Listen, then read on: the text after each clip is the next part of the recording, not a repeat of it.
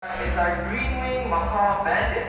As you can see, his body is covered with mostly red plumage.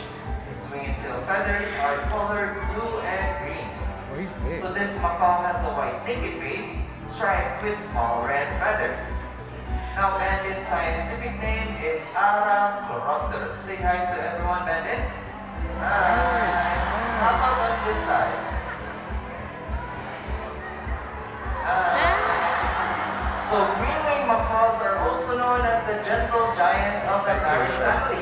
That is because they're the second largest parrot next to the hyacinth macaws.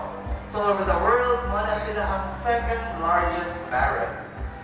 Okay, now up next is our blue and gold macaw azul above there.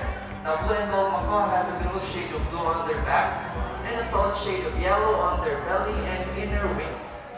Now their eyes and beak are solid black. Now azul's scientific name is Ara. Now guys, did you know that parrots are monogamous, meaning they only have one partner their entire lifetime? Okay, now last